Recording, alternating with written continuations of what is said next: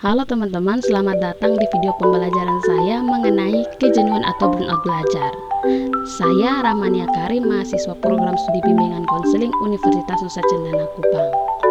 Berbicara tentang kejenuhan belajar, teman-teman tahu nggak sih kalau kejenuhan belajar ini sudah sering terjadi pada diri teman-teman? Nah, apa sih kejenuhan belajar itu? Menurut Al-Qawi tahun 2004, halaman 1 mengungkapkan bahwa kejenuhan adalah tekanan sangat mendalam yang sudah sampai titik jenuh. Sedangkan menurut Maslach dan Chickson dalam Lailani 2012 mengungkapkan bahwa burnout merupakan sindrom kelelahan emosional, depersonalisasi, dan berkurangnya penghargaan terhadap diri sendiri. Menurut Syah tahun 2015 halaman 63, belajar adalah kegiatan yang berproses dan merupakan unsur yang sangat fundamental dalam penyelenggaraan setiap unsur dan jenjang pendidikan. Ini berarti bahwa berhasil atau gagalnya pencapaian tujuan pendidikan itu sangat bergantung pada proses belajar yang dialami siswa, baik itu di rumah maupun di sekolah. Berikut pengertian kejenuhan belajar menurut beberapa para ahli. Yang pertama, menurut Hakim dalam Deliati tahun 2018 halaman 126 mengungkapkan bahwa kejenuhan belajar adalah suatu kondisi mental seseorang saat mengalami rasa bosan dan lelah yang amat sangat sehingga mengakibatkan timbulnya rasa lesu, tidak bersemangat, atau hidup tidak bergairah untuk melakukan aktivitas belajar. Yang kedua, kejenuhan belajar merupakan kondisi emosional ketika seseorang merasa lelah dengan tuntutan yang ada. Kelelahan ini dapat berupa kelelahan fisik ataupun kelelahan mental menurut Pines dan Aronson tahun 1988. Kejenuhan belajar merupakan kondisi di mana siswa menjadi lelah dalam proses belajar karena tekanan belajar, pekerjaan rumah yang berlebihan, atau faktor psikologis individu lainnya seperti kelelahan emosional, sikap negatif, dan fenomena pencapaian pribadi yang rendah menurut pendapat Lin dan Huang tahun 2012.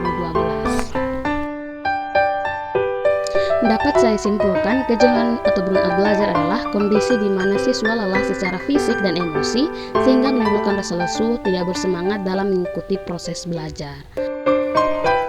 Aspek dari kejenuhan belajar yang pertama, kelelahan fisik, yang kedua, kelelahan emosional, dan yang ketiga, kelelahan kognitif. Kelelahan belajar ini tidak hanya mengganggu proses belajar mengajar dan hasil belajar individu saja, tetapi akan berdampak luas pada kehidupan individu. Dan dampak yang sangat jelas dirasakan siswa yaitu siswa akan merasa lelah menghadapi tugas-tugas yang diberikan di sekolah. Nah, siswa itu akan memiliki motivasi yang rendah ketika proses belajar mengajar dilaksanakan.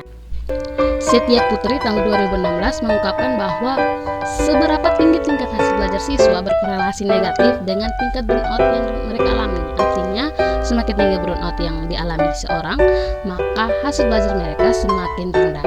Nah, lalu bagaimana upaya yang dapat dilakukan guru maupun orang tua dalam mengatasi kejenuhan belajar siswa? Nah, upaya yang dapat dilakukan guru mata pelajaran yaitu yang pertama, menciptakan performance guru yang menarik. Yang kedua, guru mata pelajaran menciptakan pembelajaran yang menyenangkan. Yang ketiga, guru mata pelajaran menciptakan pembelajaran yang memotivasi siswa. Yang keempat, guru mata pelajaran menciptakan iklim dan lingkungan pembelajaran yang kondusif. Yang kelima, guru mata pelajaran menciptakan pembelajaran yang bervariatif dan kreatif. Terakhir, guru mata pelajaran harus menciptakan pembelajaran yang aman, nyaman, bebas dari ancaman dan tekanan. Sedangkan upaya yang dapat dilakukan guru BK apa? Yang pertama, melatih self-management. Yang kedua, melatih self-monitoring. Yang ketiga, menerapkan analisis pengubahan tingkah laku. Yang keempat, konseling motivasi. Yang kelima, melatih peningkatan motivasi belajar dan kerja yang tinggi. Yang keenam, manajemen emosi. Yang ketujuh, manajemen stres.